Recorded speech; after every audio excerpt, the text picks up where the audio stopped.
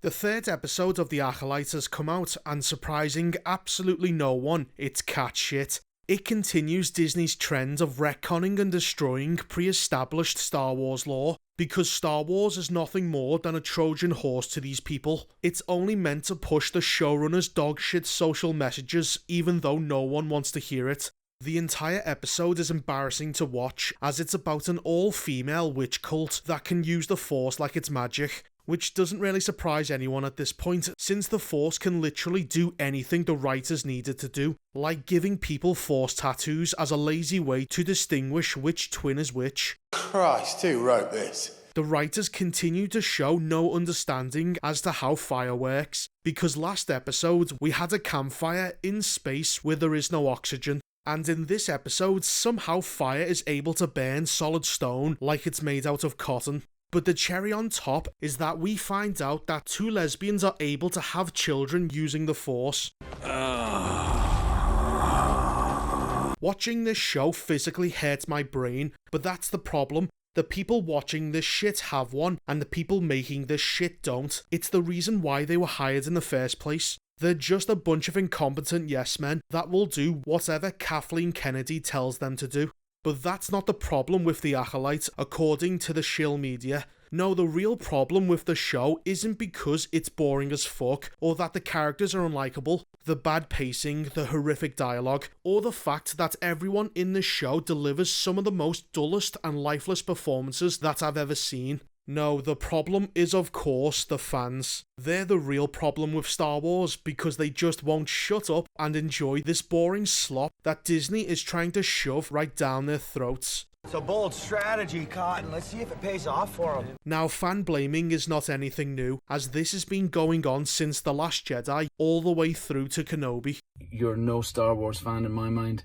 There's no place for racism in this world. What are you, gay? And not once has this ever worked, and yet they keep trying to do it. It's the definition of insanity to keep trying the same thing over and over again, expecting different results.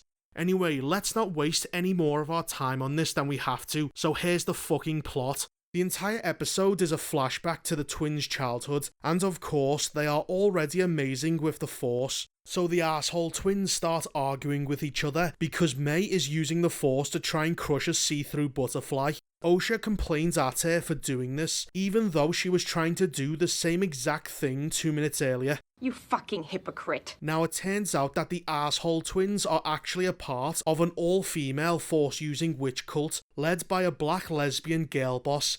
But the least believable thing about this coven of witches is that it's a bunch of women coexisting peacefully without any complaints. It's not possible. Now you may be wondering, how does an all-female tribe survive more than one generation without dying out? Well, don't you know that biology is a social construct in Star Wars, and women don't need men to get pregnant? I carried them. I created them.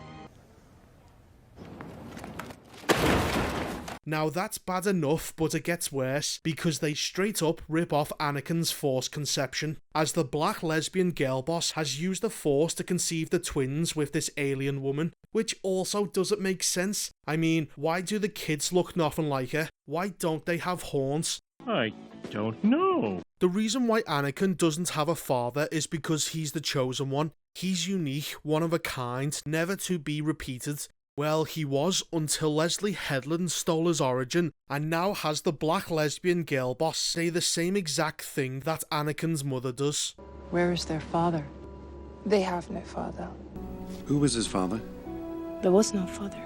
That's so fucking lazy. Anyway, these witches have chosen to settle on this planet outside the Republic, since they are being persecuted because they can use the Force, or thread as they call it. And they want Osha and May to take part in a ceremony called the Ascension, which basically promotes them into being full-time witches. And on the night of the ceremony, we have a really cringe dance routine where every woman does this.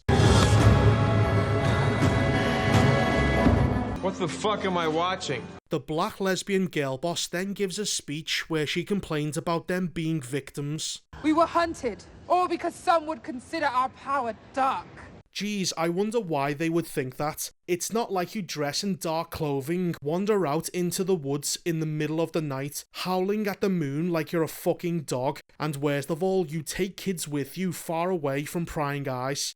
I mean, why would anyone make such a simple mistake, when in reality, the witches are nothing more than a bunch of middle-aged women having a mental breakdown, which is completely normal. The power of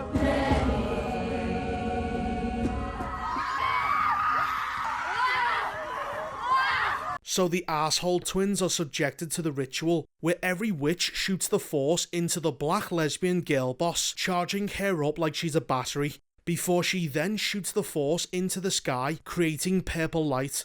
What? She then grabs the purple light force magic and uses it to give May a force tattoo on her forehead. Why? The force is just fucked at this point. I mean, force tattoos, really? Sure, why not? Let's just add tattooing to the already enormous list of what the Force can do, because that's what Star Wars needs right now, more ridiculous Force abilities. So before Osha can take the pledge to join the fraternity of feminists, 4 Jedi appear and interrupt the ceremony.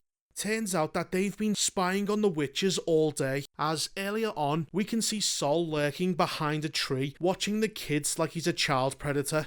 The Jedi reveal that they are here because they want to test the twins out for recruitment, and if they show any signs of Force sensitivity, the Jedi will just take the kids away. What the fuck are you talking about, man? Now there's 2 problems with this. 1, the Jedi don't just roll up and steal kids from their families. No, they offer the family a choice, to never see their child again in the hopes of giving them a better life on Coruscant. And 2, these kids are far too old to join the Jedi Order, as they are even older than Anakin was when he joined. The boy will not pass the Council's tests, Master.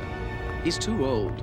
And we all know how that turned out. The Jedi don't take older kids because they've already formed attachments to their families, which these 2 clearly have. I love you, Mama. I love you. So there is absolutely no way they would take these girls with them. But I guess that's the point of this whole show, to make the Jedi look like assholes. So they force the witches into letting the kids take their tests. Before that though, black lesbian girl boss goes on to overpower the only white male character in the entire show, whose only existence is to be a punching bag for the strong female characters. I am shocked. Shocked!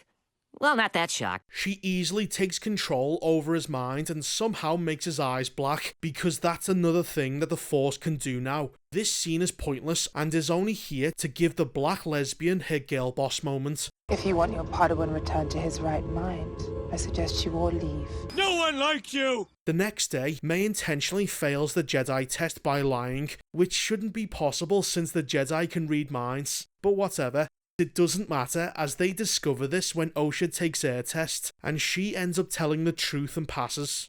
Afterwards, May demonstrates her psychopathic behaviour as she tries to stop her sister from leaving. You can't stop me. Yes, I can. How? I'll kill you.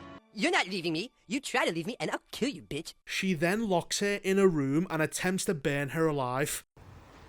Why? Now, besides May being an absolute piece of shit even when she was a child, how is May able to set fire to a stone door? Why? I tell you why. I don't know. Osha manages to escape the fire as her room has a conveniently placed secret tunnel in it. That's weird. A strange cult that has secret tunnels built underneath where they pray and is hated by everyone. Now, where have I seen that before? And they wonder why no one likes them. So, because of a plot contrivance, the tunnel leads directly to a massive generator room. Wait, are we just supposed to believe that 30 witches who spend most of their time hunting have managed to build and maintained a giant generator? I don't believe you. This makes even less sense, especially since they've left the Republic, as where would they even get the parts necessary to do all this? I don't fucking know. So because of a fire that May caused, the generator somehow explodes, leaving both May and Osha standing on a platform torn in half. A rift has physically come between them.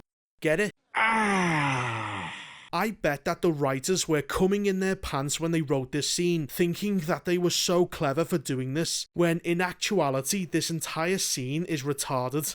May then says that their mother is dead and blames Osha for causing all of this. What have you done? What have you done? What have you done? You're both just awful. Besides being a bad actor, May is a fucking idiot, because how could she possibly think that this is anyone else's fault but hers? She's the one that caused the fire trying to kill her sister. Not only that, but the fire May started has actually managed to kill everyone else in this place except for the Jedi. Well, you got me.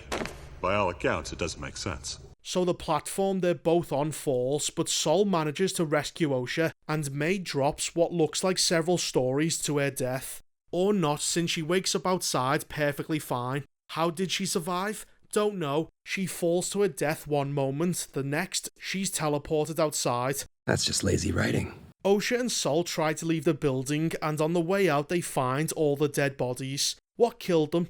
It wasn't the fire, as they are not burnt, and it couldn't have been the smoke since Osha and Sol are breathing perfectly fine. So what was it? Maybe they just died from embarrassment from doing this earlier on. The power of many. I'm actually embarrassed for you. The pair of them eventually escape as the stone mountain catches fire. Sol decides to take Osha with him to become a Jedi, and that's the end of episode 3. That was shit! This show gets more boring and much worse to watch with every episode that comes out. This entire episode was a giant waste of time, as all we learned was that May is an absolute psychopath, and somehow 2 women can get pregnant. Now you're probably thinking that this is the low point of the season, but just like with all the other Star Wars shows that Disney shits out, these things get much worse the longer they go on.